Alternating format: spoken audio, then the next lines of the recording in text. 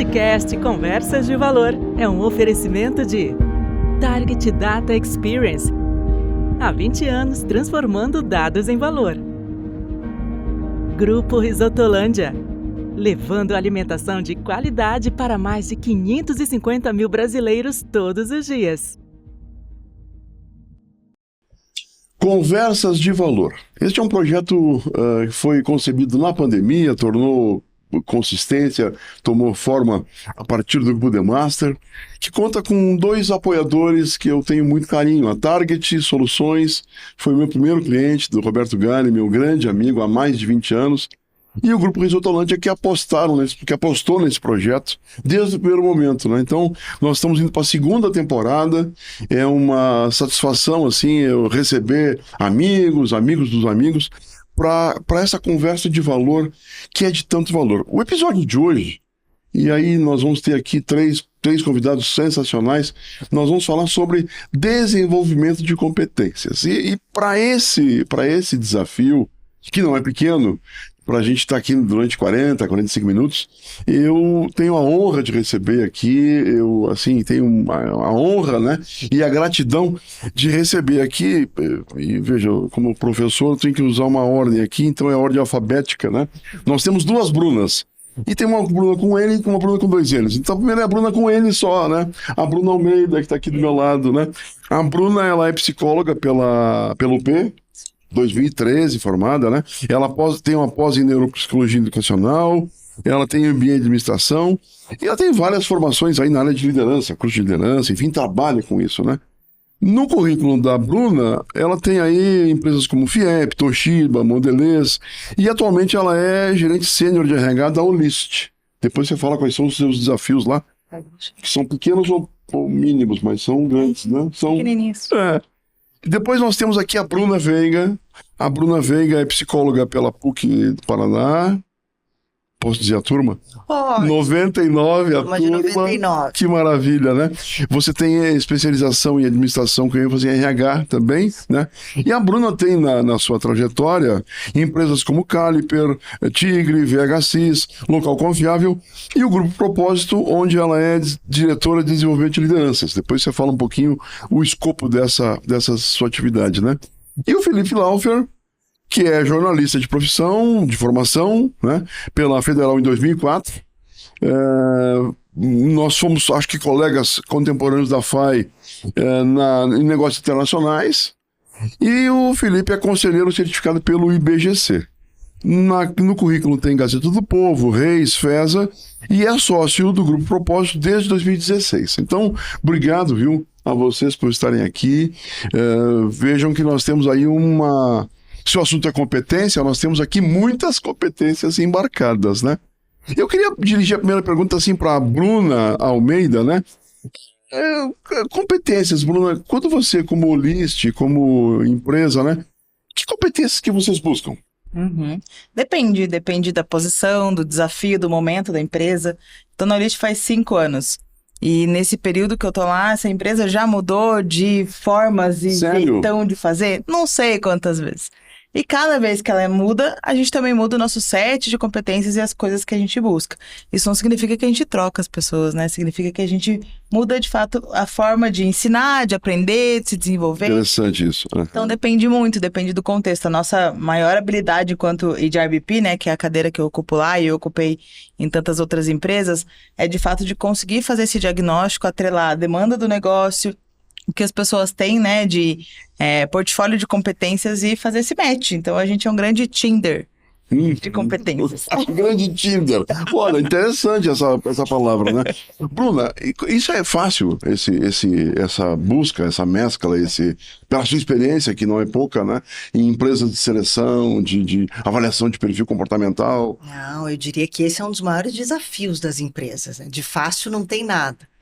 Porque justamente a gente percebe que a gente já não vive mais no meio de problemas complicados. Os problemas complicados eram mais fáceis de resolver, eram mais lineares. A gente vive no mundo e no meio de problemas complexos. E dentro de toda essa complexidade, cada vez mais vão surgindo outras competências ou outros talentos que precisa para dar conta de tudo isso. E aí eu ressaltaria, talvez a Bruna do Olist concorde comigo, que a capacidade de adaptação, de flexibilidade é essencial. É uma das competências que os nossos clientes mais pedem, seja com relação a candidato, né, Felipe? Seja com relação a desenvolvimento de times. A empresa de vocês é especialista nessa busca, nesse... O grupo propósito, gente, é um ecossistema de soluções em gestão de pessoas. Então, dentro do grupo são 3 empresas. A Propósito Human Capital, que é voltada para alta liderança, seleção, avaliação e desenvolvimento de alta liderança e serviços de conselho, também os board services. A Ágil, que é para as posições médias, de especialista, middle. E a gente tem a Pro Digital HR, que é uma plataforma de gestão e engajamento de pessoas, e ali você pode também embarcar competências e fazer a avaliação do teu time com relação a essas competências.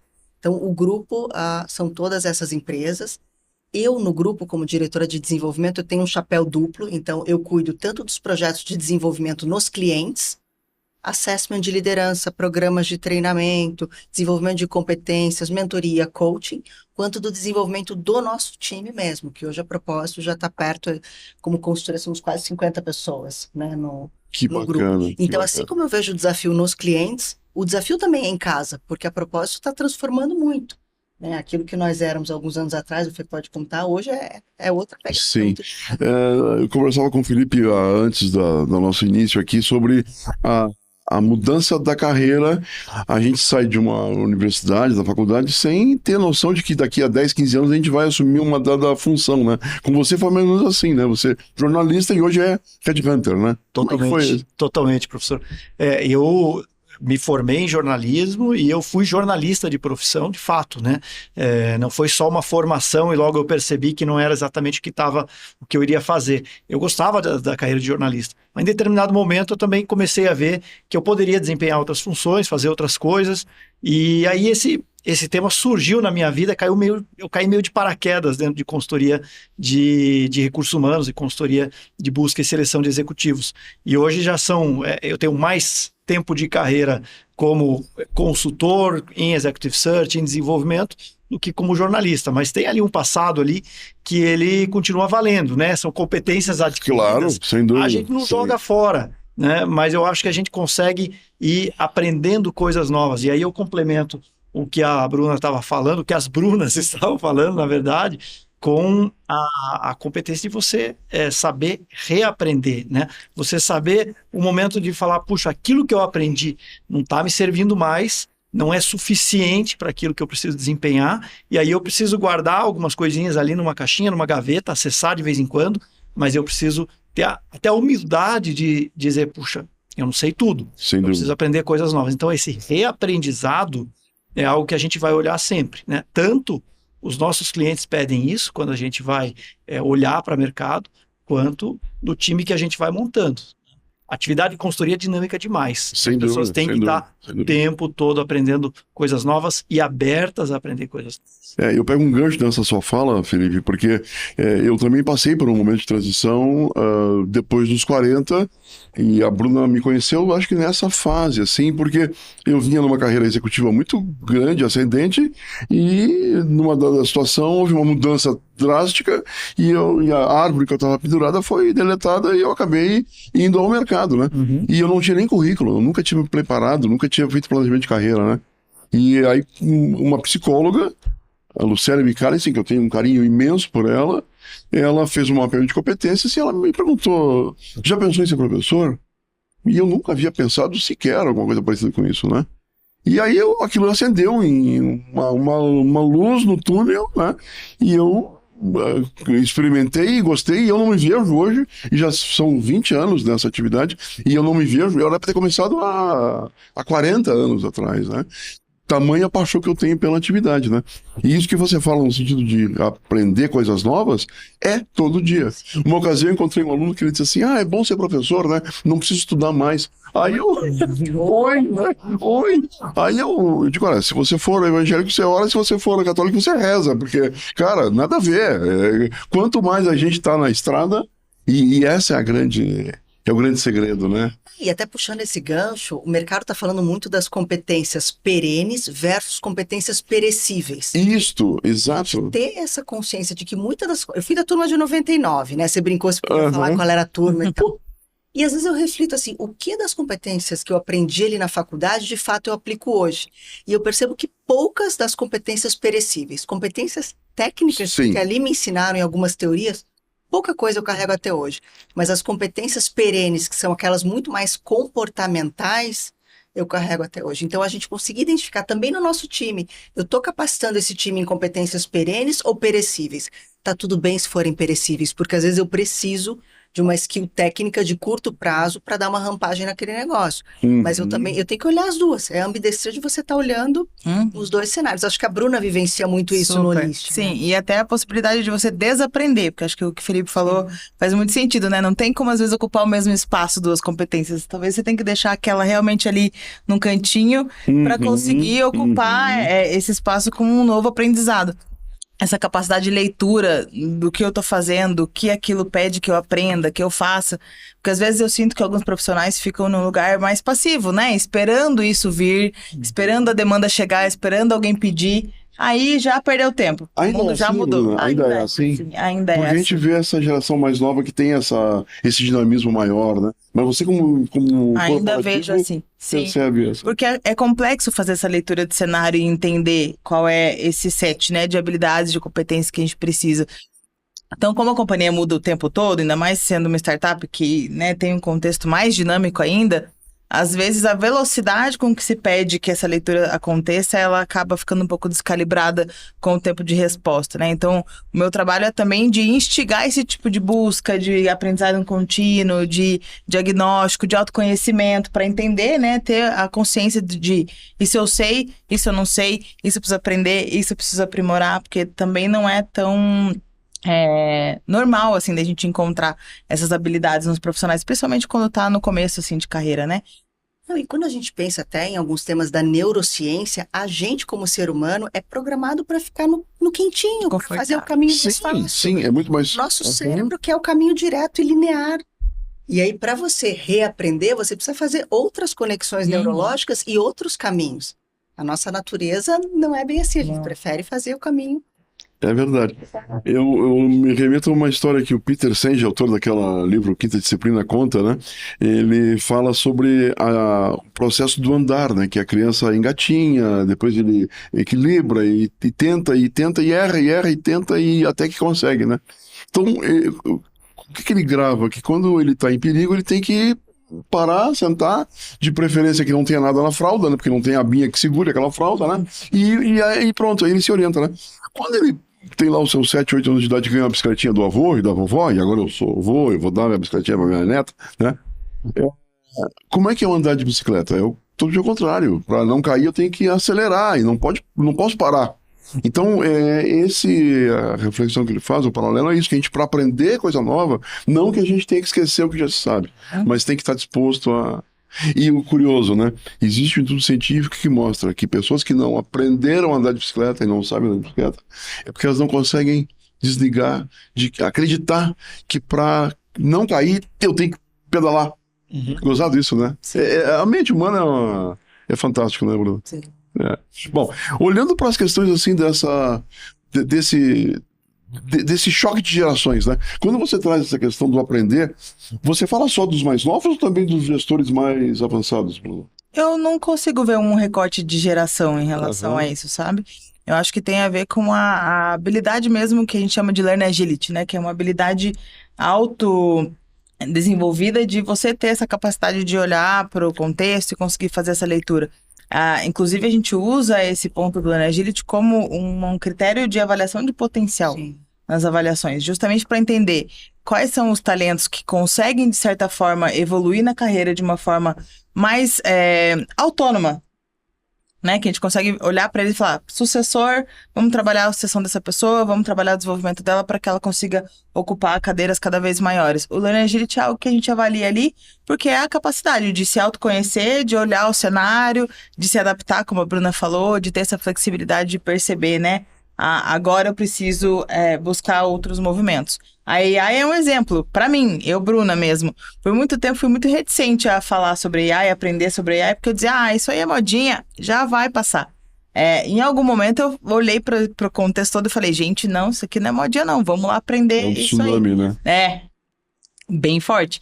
E aí me coloquei nesse lugar. Ninguém me parou e falou, Bruna, acho que é melhor você ir lá aprender AI, porque você vai precisar disso aí já, viu? Então é essa habilidade que eu não acho que tem um recorte geracional, eu acho que é mais sobre o profissional em si, o histórico dele, as provocações por quais ele já passou, as pessoas que, né, ajudaram na liderança dessa pessoa, isso que vai formando essa capacidade de aprender com agilidade, na minha visão. Uhum.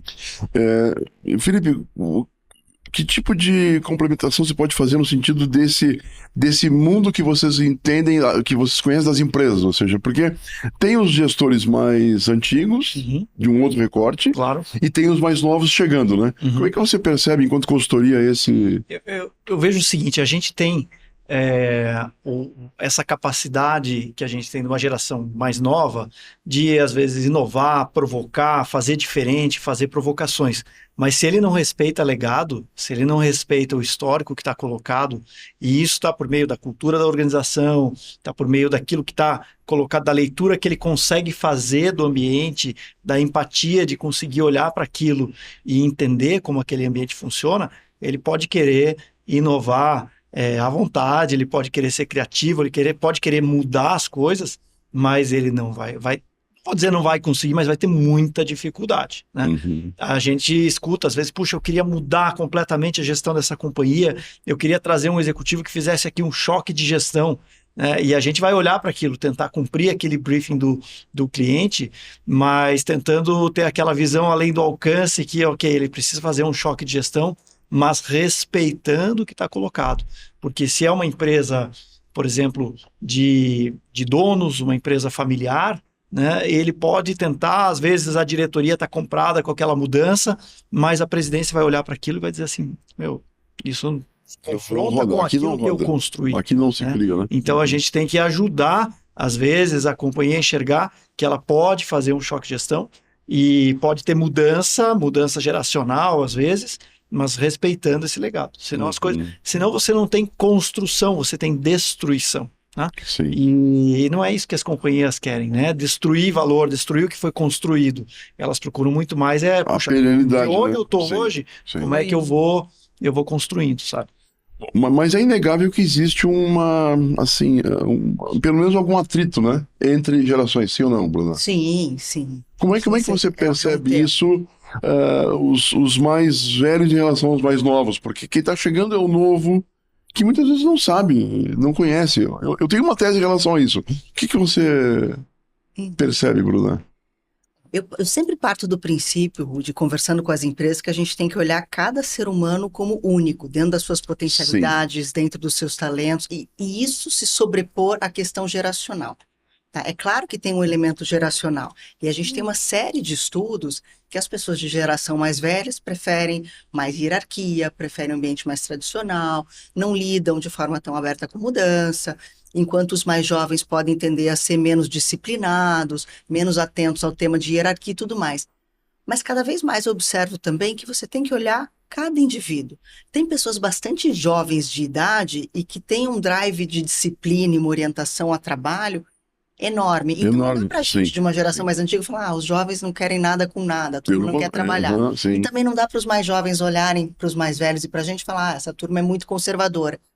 Porque eu acho que a gente tem que tomar um certo cuidado com esse tema geracional. Existe? Claro que existe, permeia. Cada geração tem a sua história e essa história impactou na forma com que cada geração enxerga o mundo e o sentido do trabalho.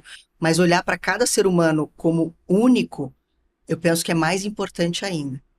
Ainda fazendo um recorte sobre isso, né? Sobre esse tema de geração e a questão do aprendizado. Essa semana mesmo eu estava conversando com um cliente e ela me trouxe o case de 2 executivos, ambos com mais de 20 anos de casa, ambos considerados mais antigos. Um foi demitido essa semana e o outro foi promovido.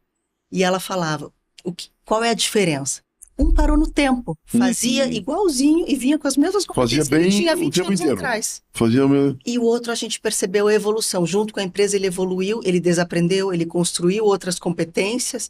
Então, não é sobre o tempo de casa, não é sobre a geração, é muito mais sobre o quanto o indivíduo está aberto.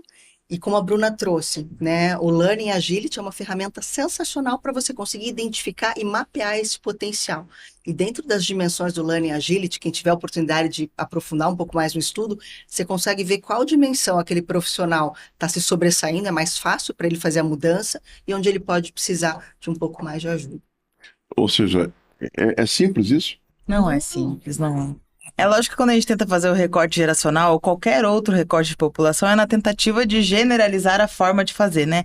Mas eu concordo muito com a Bruna de que isso pode ser até uma armadilha, que a gente tende a tentar tratar, né, todo aquele grupo de pessoas de uma forma e vai perder a oportunidade de olhar, de pensar ali situações especiais, talentos, pessoas que de fato a gente pode valorizar.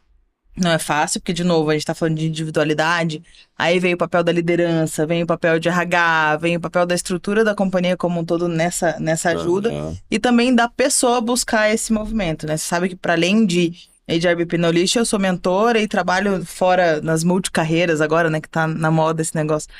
Trabalho fora com grupos de RH, com grupos de discussão, justamente para fomentar essas discussões de não paute na companhia todo o teu futuro profissional, a tua carreira, o teu desenvolvimento. É seu, é do seu indivíduo. Então, a gente, dentro da empresa, fica o tempo todo também tentando fazer esse movimento de devolver isso para a pessoa, porque é a única coisa que a pessoa sai e ela leva.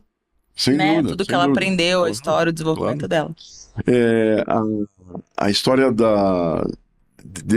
dessa componente da geração, né? Eu te falei que eu tenho uma tese, né? O que eu percebo, assim, olhando para o mercado e olhando de forma muito, muito fria e até uma posição de neutralidade, né? Eu entendo que, às vezes, eu percebo que os mais antigos, os que chegaram primeiro, eles não abrem muito a guarda para quem está chegando, sabe? Eles não ensinam. Eu acho que existe um gap aí de maturidade, talvez, até no sentido de chamar, de cativar, ou seja... Eu não sei se eu sou cético demais aqui, é uma abertura de coração aqui, né?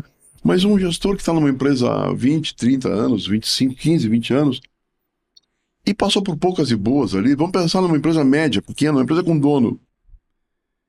O dono sabe que aquele gestor tem aquele drive, aquela tenacidade, e que pode contar com ele. Ele já atrasou uma folha, o cara não fez nada, ele já pediu para trabalhar 20 semanas, então ele tem uma moeda de troca que é a confiança, né? Então, esse gestor, ele tem essa confiança e ele milita em fóruns que quem está chegando não milita. Então, se ele não tem uma abertura para desenvolver pessoas, então ele não ensina, ele não desenvolve, ele não prepara, e a pessoa, por conseguinte, não entrega o que tem que entregar, é muito simples para esse gestor. Olha, essa galera não quer nada com nada, e então vamos trocar. E passa a ser um enxugar gelo. Eu tenho percebido isso, sabe? Talvez das empresas grandes, que é o caso que vocês atendem, que tem um programa mais estruturado, mais definido, isso já... Mas no mundo que a gente vive aí fora, tá tão complicado isso. Tem dois olhares. Tem tão complicado isso. Um olhar é as empresas cada vez caminharem mais para promover essa integração geracional. Isso. Essa compreensão, essa empatia. Não é porque o outro é diferente que isso necessariamente é ruim. Pelo contrário, isso é muito bom. É isso que vai fomentar a inovação e tem inúmeros estudos sobre isso. Então, esse é um primeiro recorte, né? Fomentar essa integração de gerações. E o segundo recorte que eu vejo é que muitas pessoas, geração mais antiga, baby boomers, geração X, nós viemos no modelo de gestão de comando e controle. Sim, totalmente. E abrir mão deste controle, esse acesso a essa confiança, isso é uma forma de controle. Abrir mão disso é muito desafiador. De novo, volta aquela história. O teu cérebro está acostumado com esse caminho. Exato. Então, desaprender e ir para um outro caminho de uma liderança muito mais inspiracional e não do líder gestor, eu penso que hoje é um dos maiores desafios que as empresas têm em capacitação de liderança. E eu percebo... Não, e aí eu ia entrar complementando que isso é disciplina para ser trabalhada forte dentro das áreas de diversidade e inclusão das empresas. Sim. Porque do mesmo jeito que a gente fala de diversidade de gênero, diversidade de raça, de etnia, a gente tem a diversidade geracional também, Isso, que é sim, absolutamente sim. impactante, né, no dia a dia das empresas. Então, assim, existe uma disciplina em muitas empresas hoje formatada para ir trabalhando esses temas, né? Então, isso está evoluindo, né? Sim, Existem alguns movimentos aí fora que estão num certo retrocesso, já voltando um pouco e dizendo, não, a gente não quer isso, isso não é importante. Né? Aí cada um tem a sua opinião pessoal e não precisamos polemizar em cima. Mas evoluiu-se muito nos últimos anos aqui no Brasil em temas de áreas de diversidade trabalhando forte. E aí a geracional entra como todas as outras né? tem que ser trabalhadas. Não, e veja, a minha ansiedade, o meu questionamento é porque na sala de aula eu tenho alunos, eu sou professor de pós-graduação, e eu tenho ótimos alunos que verbalizam isso, que não conseguem espaço porque às vezes quem está lá não dá espaço. Então eu tenho sido muito, assim, incisivo nessa questão de que é preciso estrategicamente a empresa colocar um olhar nisso, né? De enxergar a diversidade como algo que é bom, que é positivo, que é complementar pro negócio. Né? Sabe que alguns programas de desenvolvimento que a gente faz em clientes, a gente fez internamente, trabalhando o tema de diversidade, a gente monta com os times uma espécie de mapa da empatia, onde cada grupo tem que montar um mapa assim, como é que essa geração se sente, o que que essa geração escuta, qual é a preocupação dessa geração, alguém de geração diferente. E no final das contas, né, no final do dia, os mapas são muito parecidos. Os jovens estão tão preocupados com a carreira quanto as gerações anteriores. Só que em ciclos o jovem está preocupado, o que que eu vou ser, o que que vai ser da minha carreira daqui para frente. As pessoas mais velhas estão preocupadas, o que que eu vou fazer daqui para frente, porque eu já estou perto de me aposentar. Então, a preocupação em ser reconhecido e aceito é de qualquer geração. Todo mundo quer ser respeitado, todo mundo quer ser aceito. E aí, quando as pessoas se deparam com isso, fica mais fácil aceitar as diferenças. Eu acho que o trabalho é no ganho, né? No quanto a gente ganha permitindo que o outro acesse, porque é um pouco de sair de si mesmo, assim, furar essa bolha. Que na psicologia a gente aprende que tudo que é muito desconfortável pra gente projeta pro outro, né? Não sou eu, é você. Então a geração mais nova diz, eu não tenho espaço, a geração mais velha diz, não sabe, tá com pressa, quer fazer do jeito dele, não quer me ouvir. E no fim o que a gente tem é uma questão de fato de empatia, de olhar pro outro e falar, putz, se eu baixar minha guarda aqui, ele baixar também, vai funcionar, vai dar certo. Ou seja, cai no autoconhecimento, ou seja... Super. Totalmente, né? Ou seja, eu preciso entender onde é que eu sou bom, o que eu não sou bom, né? E desenvolver aquilo que eu não sou bom, né? Isso. É por aí. Bom, líder... o gestor e o inspirador, quer dizer, o líder gestor... tem diferença, Felipe? Como que você percebe isso? Tem bastante diferença. Bastante diferença daquele que está ali gerenciando tarefa, gerenciando cumprimento de entregáveis, com base numa estrutura mais de comando e controle, e tem diferença daquele líder que inspira, que leva as pessoas a chegarem nos seus objetivos, considerando as suas potencialidades, considerando as suas condições de fazer entregas, considerando as suas deficiências e seus gaps, e ele está ali para ajudar as pessoas a reconhecer isso e chegar no seu potencial. Tem muita diferença, né? E aí a gente, de novo, né, trabalha tanto na linha de atração, procurando identificar este perfil, e na linha de desenvolvimento, procurando desenvolver esse perfil. Né? Tem uma série de programas que ajudam os profissionais a fazerem essa transição, porque para alguns, eu diria que é algo mais natural, mas é algo que pode ser muito aprendido e desenvolvido, musculado, essa liderança inspiradora. A gente tem que acreditar nisso, né? Nós fazemos isso. Sim, vocês acreditam. É possível desenvolver isso como uma competência. Siga lá. Não, eu ia contar que tem um livro muito legal sobre isso, que é o livro do Daniel Martinelli, Liderança Transformadora. Isso mesmo. O Daniel é um executivo da Randon Corp e ele conta a transformação dele de uma liderança, comando, controle e gestão para uma liderança inspiradora. E ele traz um dos primeiros movimentos que eu fiz para essa mudança foi mudar a minha agenda. Antes a minha agenda era 80% do tempo no controle, agora é 80% do tempo falando com as pessoas, conectando pessoas, conversando, entendendo, e 20% do tempo na gestão. Aliás, um parêntese, Bruna, o evento que vocês trouxeram, o Daniel, foi sensacional, né? A história do Daniel, o livro que ele escreveu, né? Daniel Martinelli, né? Daniel Martin, ele. E é sensacional, né? E é uma história de transformação a partir da vida, a partir da filha, né? Que veio para ensinar as mudanças aos pais, né?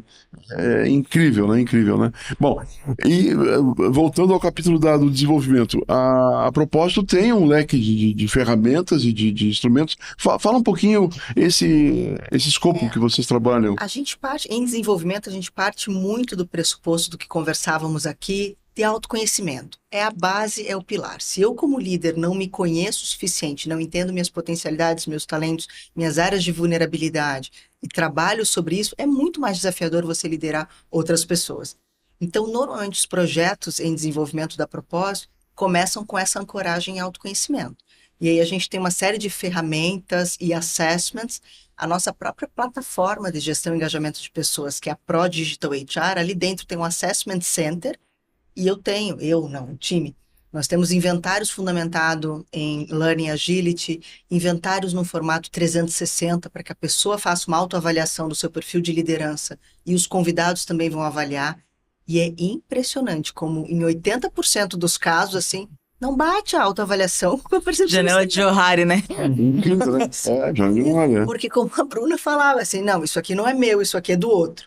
E aí, quando o outro traz, não, isso é seu, isso é seu sim. É um choque de realidade. Então, a gente parte dos programas muito de autoconhecimento, e aí tem um leque enorme, desde assessments, coaching, mentoria, workshops, programas de desenvolvimento de liderança de ponta a ponta, desde a construção do conteúdo, execução, e aí intercalando ações em sala de aula. Eu sei que é meio old school falar sala de aula, mas ações presenciais com aquela liderança, com os pre-works, os to-dos depois das ações, ou mentoria individual perpassando tudo. Então, tem várias soluções assim. A propósito, está com quanto tempo? Está com 10 anos já? Mais. É o 14º ano. Foi fundada em 2012. Aham. E vem se desenvolvendo, né? A quantidade de serviços e de características é impressionante, né? O histórico da empresa, eu não estava lá no momento da fundação, né? Quem fundou a empresa foi o André Caldeira, e ele começa com uma empresa de desenvolvimento muito pautada em programas de qualidade de vida no trabalho. E um ano depois, ele então traz como sócia a Ruth Bandeira, né, que tinham já uma carreira bastante consolidada em Executive Search, então a empresa começa a fazer o braço de Executive Search também. Então ela começa com desenvolver e atrair executivos, né? Sempre voltada para o nível mais sênior das organizações. Passado aí até 2020, a gente trabalhou só com a propósito, né? Em 2020, no meio da pandemia, e aí eu já estava lá, a gente teve, então, a ideia, a marca Ágil People Solutions, ela já estava registrada, a gente já tinha ela na gaveta ali para o momento certo, e lançamos ali, de forma um pouco ousada, no meio da pandemia, né, a empresa para fazer serviços a espelho do que é a propósito, mas na camada de média gestão. Né? E tanto busca e seleção, quanto desenvolvimento. E aí, um pouquinho depois disso, surgiu a Pro Digital HR, que a Bruna estava comentando, que aí é uma empresa de tecnologia, né? Então, a gente, dentro de uma empresa de consultoria, a gente resolve criar um negócio que é escalável, que é digital, que atua completamente sem fronteiras, e aí essa é uma empresa que está começando a levantar voo, né? O investimento numa startup, ele leva um tempinho aí para consolidar, mas a gente está bastante...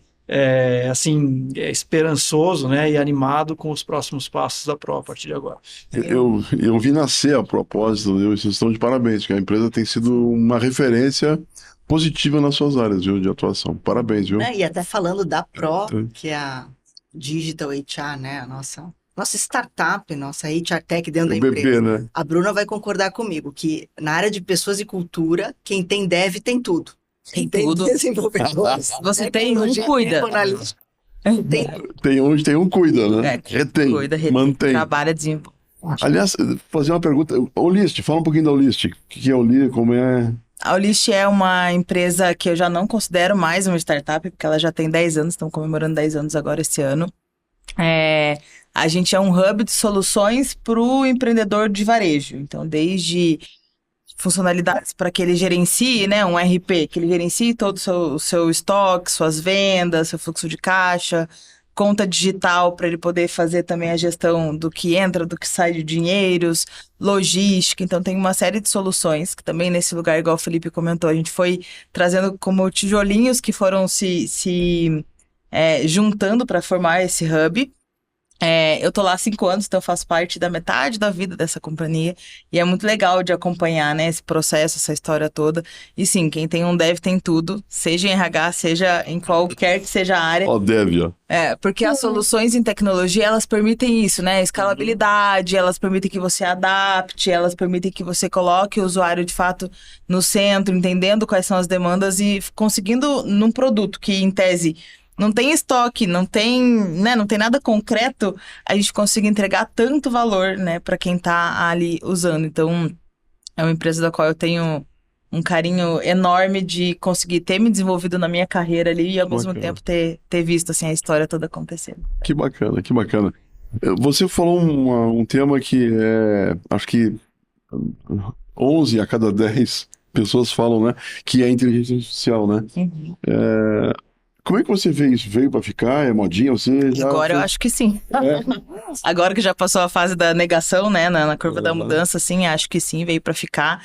Eu brinco que aquele PT lá é meu amigo, que outro dia a gente tava, eu e ele, num restaurante, praticando inglês. E ele me perguntando se a comida que eu tava comendo tava gostosa, se já tinha chego, se o restaurante era o meu preferido ou não. E eu achei aquilo incrível, porque é melhor que muita gente, sabe? Conversa bem, moço. Então essa capacidade de adaptação, de entender o contexto e conseguir trazer, né, num aspecto conversacional, que era o que a gente estava brincando ali, mas entregando aquilo que é valor para o momento certo, para mim é sensacional. Embora eu ainda acho que a gente precisa trabalhar muito no desenvolvimento do tal do prompt, né? Porque não vai funcionar sozinho. Alguém tem que saber fazer pergunta.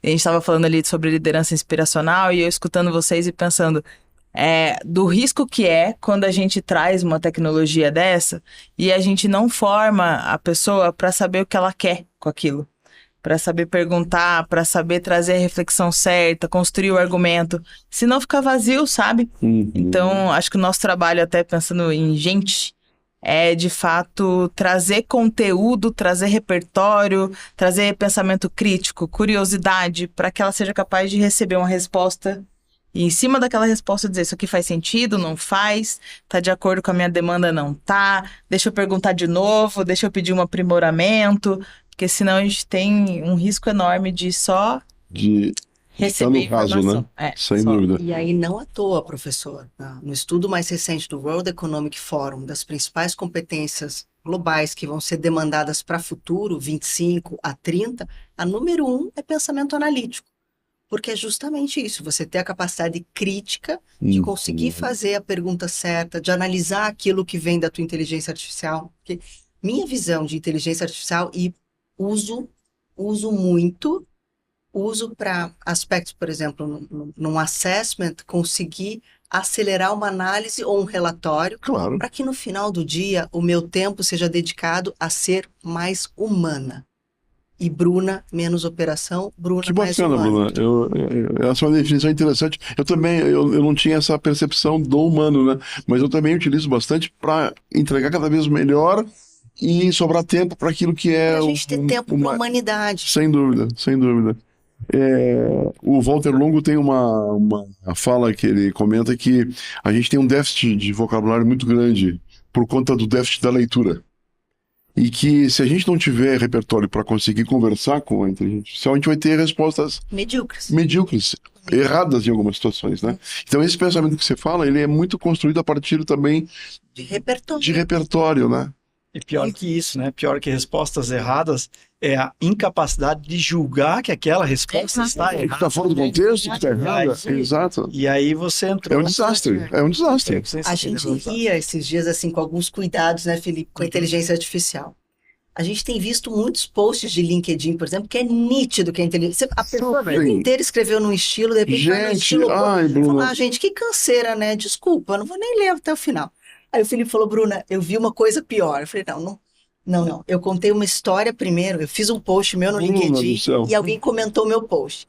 É alguém que eu tenho Não conheço. E era um comentário nitidamente feito por uma inteligência artificial. Rebuscado, né? Assim, floreado, coisas que aí você eu falei, não Felipe, espera. isso foi inteligente, que ruim, né? Era melhor a pessoa só curtir ou nem curtisse, não precisa comentar. Aí o Felipe falou, eu já vi coisa pior. Isso já viu pior. E aí apareceu assim, né?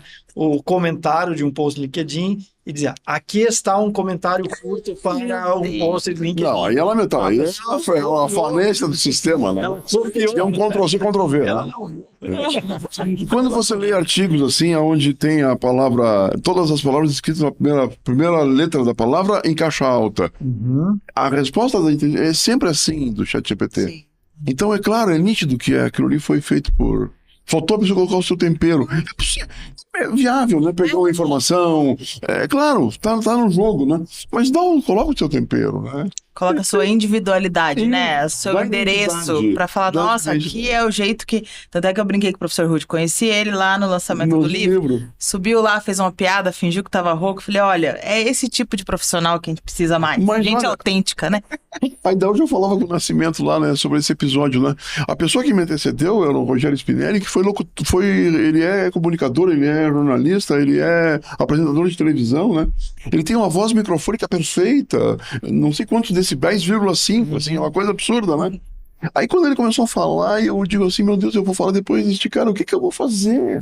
Eu tinha que fazer alguma coisa, né? Então eu fiquei rouco, mas é um recurso que eu utilizei, bom, e marcou. E gozado isso, né? Gozado. E eu me senti bem porque eu fui irreverente, assim, e quebrou o gelo, A quebrou. autenticidade, ela é uma porta, né? Que permite que a gente consiga acessos e a gente precisa usar mais. E o GPT dificulta. Se a gente não souber usar com cuidado, a gente vira robô. E aí a ideia é bem contra isso, né, Bruna? Que a gente seja mais humano, não que a gente fique mais robotizado. Sem dúvida. Olha, o nosso papo tá muito gostoso, assim, né? Nesse guarda-chuva de desenvolvimento de competência, que é o nosso tema central, né? Eu queria pedir para cada um de vocês dar uma mensagem final, assim, né? Do que a gente conversou aqui, do que nos espera à frente, né? Pra gente... Já estamos com 40 minutos aqui de bate-papo e parece que voou, né? Voou, né? Muito gostoso estar com vocês, né? Então, Bruna, que mensagem que você deixa nesse guarda-chuva de desenvolvimento de competência? Dica para os nossos ouvintes. É uma responsabilidade, né? Mas acho que esteja perto dos bons. Existe, né, uma máxima que a gente fala que você é a média das 5 pessoas com quem você mais convive. E eu tenho pensado muito nisso, assim, há alguns anos já. O quanto a gente precisa ser seletivo, a gente estava falando um pouco antes, né? Seletivo sobre onde eu quero estar, com quem eu quero estar, o que eu quero aprender, que acessos eu quero buscar. Porque a gente corre o risco de ser medíocre quando a gente não se questiona sobre o nosso desenvolvimento, sobre a nossa evolução, não só profissional, acho que mais pessoal até, porque como a gente falou, né, as competências perenes que falam de desenvolvimento de soft skills, elas são tão valiosas e às vezes a gente deixa elas num cantinho como se fosse algo não importante. Quando é demandado, não consegue responder. Então, acho que a minha dica seria: pense muito bem perto de onde você quer, de quem você quer estar, que tipo de estímulo você quer absorver e foca em aprender. Que legal, que legal. Obrigado, viu?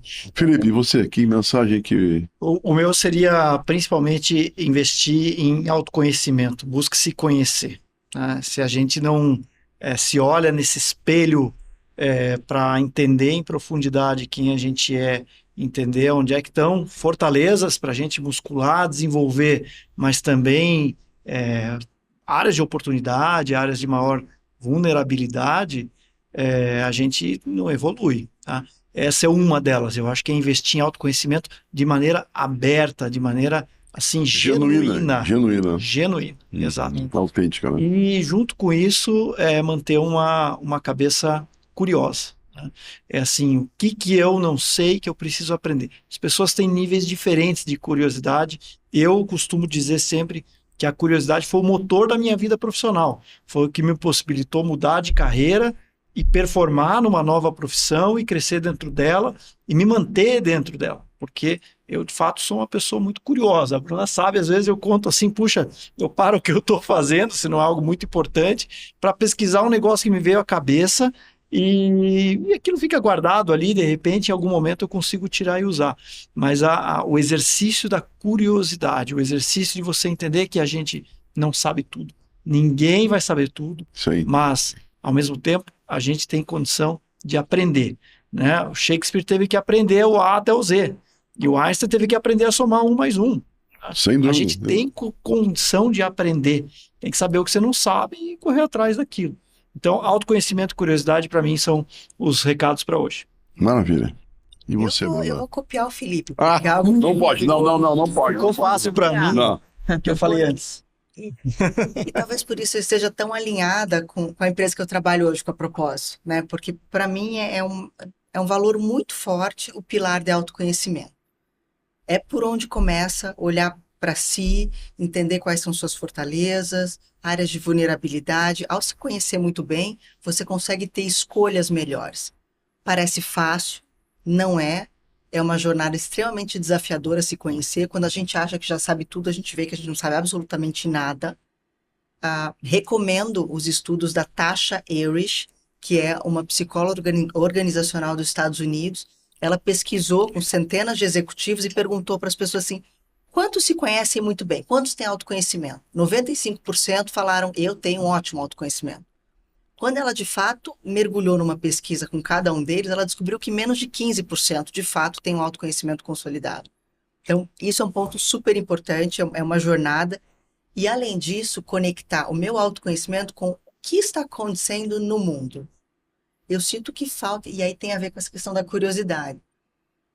Para onde o nosso mundo está caminhando? O que está acontecendo nas empresas? Qual é o cerne de toda essa polarização? O que está acontecendo no ambiente geopolítico? O que está acontecendo na economia global? Como é que isso impacta o meu negócio? Como é que isso impacta o meu país? Então, ter essa visão do que está acontecendo no mundo e que competências vão ser demandadas para onde esse mundo está indo.